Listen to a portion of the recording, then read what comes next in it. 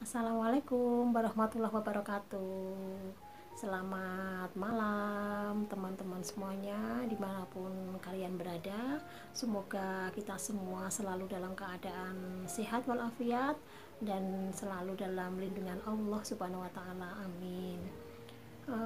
Kali ini saya mau berbagi pengalaman kepada kalian semuanya tentang apa sih suka dukanya kita menikah dengan orang asing dan menjalani kehidupan rumah tangga di negeri orang ini ya. Kalian penasaran kan? Jadi mari tonton videonya sampai habis. Menikah dengan orang asing ya, dan menjalani kehidupan rumah tangga di negeri orang tentu saja tidak mudah ya teman-teman, karena adanya perbedaan iklim, kemudian adanya perbedaan bahasa, kemudian adanya perbedaan budaya, dan itu semua adalah hal pertama yang menjadi kendala terutama bagi saya ya. Saya ini tinggal di Turki itu sudah hampir 2 tahun, karena sebelumnya saya habis menikah itu masih tinggal di Indonesia dan saya LDR dengan suami saya. Saya punya tanggung jawab untuk menyelesaikan pekerjaan saya. Sebelumnya saya adalah seorang guru dan saya menunggu sampai penerimaan rapot ya. Jadi nanti guru baru yang menggantikan saya itu tidak mengalami kesulitan. Dia tinggal memulai pembelajaran dari awal. Bertahun-tahun saya tinggal di Indonesia yang hanya punya 2 musim, musim hujan sama musim kemarau. Kemudian saya harus datang ke Turki ini dengan 4 musim ya, yang setiap 3 bulan itu berganti musim, setiap 3 bulan itu berganti musim. Tentu saja tubuh saya itu perlu beradaptasi. Dan musim yang paling saya tidak sukai itu adalah musim dingin atau winter ya, karena pada musim ini tuh sangat dingin sekali, kemudian apalagi jika suhunya itu sampai minus ya, dan ditambah lagi hujan, dah pasti itu tubuh langsung error ya. Dan teman-teman semuanya, musim yang paling saya sukai di Turki ini adalah musim semi, karena pada musim ini ya sekitar Maret, April, Mei sampai awal Juni ini di seluruh Turki itu tumbuh tanaman-tanaman, bunga-bunga yang sangat cantik. Jadi kalau kalian tuh pergi kemana saja itu di sepanjang jalan itu kalian pasti akan melihat pemandangan yang begitu indah sekali. Saya sangat suka itu. Kemudian musim summer ya, musim panas seperti Juni ini, pertengahan Juni ini udah mulai musim panas. Itu biasanya keluarga-keluarga Turki itu mereka akan mengadakan piknik ke taman-taman ya. Kemarin seperti yang taman yang saya sudah share itu, di sana itu fasilitasnya sangat di semua taman Turki, hampir di semua taman Turki itu fasilitasnya itu sangat komplit sekali. Jadi keluarga-keluarga Turki ini mereka jika summer tiba mereka itu akan pergi bersama-sama keluarga ke taman ya, dengan membawa bekal mentah ya, kemudian membawa peralatan, dan mereka itu nanti mengadakan piknik di sana. Dan kendala saya berikutnya itu adalah bahasa. Sejak saya memutuskan untuk menikah dengan orang Turki, saya tahu bahwa bahasa ini adalah kendala bagi saya, terutama untuk berkomunikasi dengan keluarga suami, karena keluarga suami itu tidak bisa berbahasa Inggris. Dan sebetulnya sejak saya tinggal di Indonesia, saya sudah berusaha untuk mencari tempat kursus bahasa Turki ya, tapi di tempat saya itu, di kota saya, di kota Solo dan Boyolali itu saya tidak menemukan tempat kursus bahasa Turki. Kemudian ya udah saya datang ke Turki bismillah aja ya, untuk ketemu keluarga yang pertama kali di sini, dan saya tidak bisa berbahasa Turki jadi ya lebih banyak diam gitu. Dan untuk bahasa ini sebetulnya di Turki ini saya sudah ikut kursus selama 3 bulan. Itu ya kursus gratis yang disediakan oleh pemerintah Turki untuk yabancı atau orang asing. Saya ikut di level 1 waktu itu, kemudian saya harus naik ke level 2, tetapi tempat kursus saya itu jauh banget dari rumah. Jadi dari rumah ke tempat kursus itu sekitar 2 jam ya. Dan kesulitannya itu waktu apa ya, winter gitu, waktu musim dingin. Jadi musim dingin itu jam 7 pagi itu kayak belum subuh. Sementara tempat kursus saya di sana yang pertama itu saya harus masuk jam 9. Jadi dari rumah saya udah jam 7, itu kondisi sangat dingin, masih gelap sekali. Dan selama 3 bulan saya betah-betahin ya untuk kursus di sana. Kemudian level 2 saya bilang sama suami, saya pengen pindah tempat kursus yang lebih dekat gitu, sama-sama di ISMEK tapi saya pengen yang agak dekat. Nah di tempat kursus yang kedua ini walaupun sama-sama ISMEK, tetapi ujian akhirnya level 1 itu berbeda. Jadi di tempat yang kedua ini ujiannya itu lebih awal, sementara di tempat kursus saya yang lama itu ujiannya lebih lambat seminggu dari yang tempat kursus yang terakhir tadi ya. Jadi waktu saya mengikuti ujian di sini, pelajaran saya di tempat kursus yang pertama itu belum selesai, jadi saya hanya bisa mendapatkan poin 70%. Sebetulnya 70% itu sudah lulus ya, karena syarat untuk masuk ke level 2 itu kan harus lulus 50% dari mata pelajaran yang diberikan. Sementara nilai saya 70, tetapi di kursus tempat yang kedua ini kan tempat-tempat kursus ini ada kuotanya. Jadi kuotanya itu 25. Kalau murid yang di sini tadi, yang di tempat kursus yang lebih dekat dengan rumah ini, itu 25 yang level 1 yang itu nanti ujiannya lolos semua 50% ya. Nilainya 50%, itu mereka bisa masuk semua, jadi mereka tidak mengambil kuota dari luar gitu ya. Jadi kemarin nilai saya cuma 70, sementara kuota di dalam itu semuanya lulus 50%, jadi saya tidak diambil. Untuk level 2 saya masih harus nunggu lagi, nanti kira-kira bulan September nanti kita daftar lagi ya. Untuk khusus bahasa Turki ini saya nanti pengen bikin video konten ya tentang belajar bahasa Turki. Jadi saya tuh pengen saya lebih pintar lagi, jadi saya harus membagi ilmu saya kepada orang lain. Kuncinya kan semakin banyak memberi maka akan semakin banyak menerima. Nah jadi yang paling saya tidak suka dengan kehidupan di sini itu adalah sosialnya itu kurang ya. Jadi tidak seperti di Indonesia. Kalau di Indonesia itu kan misalnya ada tetangga punya bayi, kemudian teman melahirkan gitu ya, kita kan sama-sama nengok gitu. Kemudian kalau ada tetangga yang sakit, ada teman yang sakit, kita itu guyup rukun nengok sama-sama. Kalau di sini tuh saya tidak melihat seperti itu ya. Jadi kalau misalnya ada tetangga yang sakit atau yang melahirkan ya paling hanya 1-2 orang yang deket aja gitu. Kemudian apa namanya itu, kalau di Indonesia itu kan ada kumpulan bapak-bapak, ada kumpulan ibu-ibu PKK, kemudian ada Karang Taruna untuk pemuda ya, dan mereka itu punya program-program, punya kegiatan.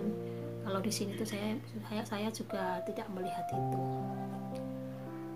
Kemudian tentang keagamaan di sini saya tidak tahu ya, apakah karena ini negara ini walaupun Turki itu negara Islam tapi dekat dengan negara-negara Eropa lainnya yang non Muslim, jadi keagamaan di sini itu tidak seantusias di Indonesia. Kalau di Indonesia itu kan hampir setiap masjid itu ada TPA untuk anak-anak, kemudian ada kajian-kajian gitu ya. Dan di kampung-kampung itu ada grup yasinan bapak-bapak, kemudian grup yasinan ibu-ibu. Kalau di Turki ini ada pesantren-pesantren gitu, tapi ya tidak seantusias di Indonesia kalau untuk masjid-masjid gitu ya. Paling kalau masjid itu habis sholat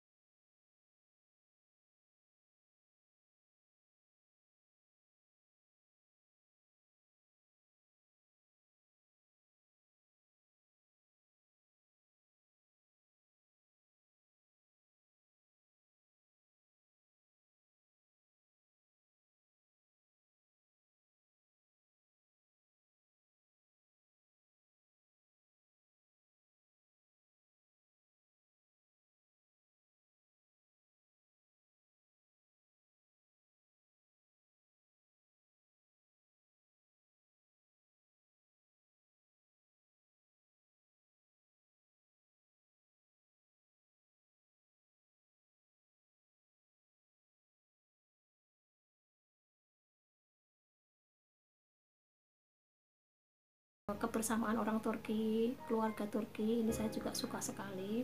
Mereka itu punya kebiasaan yang makan bersama. Jadi dari sarapan, makan siang, makan malam itu mereka itu selalu makan bersama-sama. Jadi setelah makan tuh mereka juga bicara di atas meja. Jadi kalau ada permasalahan atau ada rencana apa itu bisa diputuskan bersama-sama di sana. Itu yang saya suka sekali dari kebiasaan orang Turki ini. Kemudian tentang kebersihannya ya saya juga paling suka itu. Jadi saya itu tinggal di sini, saya juga harus bisa beradaptasi ya tentang kebersihan orang Turki ini yang saya boleh katakan best banget pokoknya ya.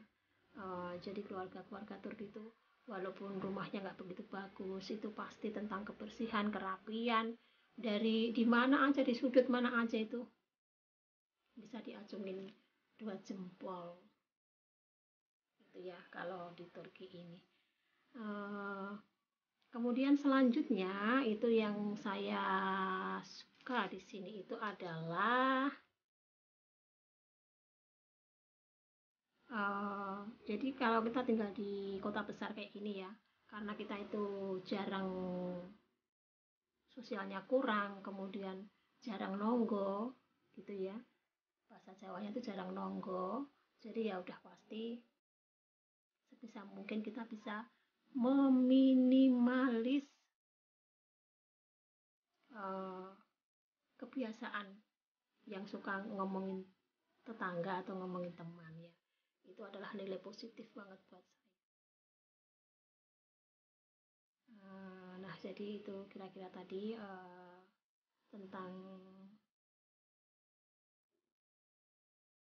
suka dukanya saya, terutama saya ya yang menikah dan juga dengan orang luar dan juga tinggal bersama di negara yang segala sesuatunya itu adalah hal baru bagi kita. Selanjutnya yang saya suka itu adalah laki-laki Turki itu romantis ya. Jadi ya mungkin di banyak negara atau termasuk Indonesia juga banyak laki-laki yang romantis ya. Tetapi kebanyakan laki-laki Turki itu romantis mereka itu ditunjukkan ya. Jadi kayak ada anggota keluarga yang ulang tahun atau memperingati hari ibu atau memperingati hari anak itu minimal tuh mereka tuh memberikan bunga, mereka tuh memberikan apa namanya ya hadiah gitu, ditunjukkan dengan melakukan sesuatu. Jadi kalau kemarin saya itu share tentang uh, apa ya ulang tahun saya di sini beberapa tahun di sini, suami saya tuh melakukan itu tuh memang bukan dibuat-buat gitu ya, memang karakter mereka seperti itu. Jadi ya saya juga harus uh, beradaptasi juga ya. Nah teman-teman semuanya itu tadi adalah suka dukanya kita tinggal di negeri orang ya, dan apalagi seperti saya yang menikah dengan orang asing yang tentu saja selain karakternya berbeda juga segala sesuatunya pasti hal yang baru buat kita. Tapi alhamdulillah suami saya orangnya sabar dan juga open banget. Kita sama-sama sadar bahwa kita berasal dari negara yang berbeda dengan kebiasaan yang berbeda dan kita disatukan dalam sebuah pernikahan. Kita saling menghormati ya, saling menghargai satu sama lain, dan alhamdulillah semuanya berjalan dengan lancar. Dan semoga informasi ini bermanfaat untuk kalian semuanya, terutama yang kini sedang menjalin hubungan ya dengan orang luar. Semoga ini bisa menjadi wacana, dan yang terpenting sebelum memutuskan sesuatu itu alangkah baiknya itu minta petunjuk kepada Allah ya, dengan sholat istikharah agar keputusan yang diambil itu yang terbaik. Dan yang terpenting juga buat saya dimanapun kita berada selalu mendekatkan diri kepada Allah Subhanahu Wa Taala. Teman-teman semuanya, terima kasih sudah bersama dengan saya di video saya kali ini ya, sudah menonton video saya. Jika ada pertanyaan atau komen, silahkan tulis di komen di bawah. Jangan lupa like, subscribe ya. Dan jika ini bermanfaat, kalian bisa share di media sosial kalian.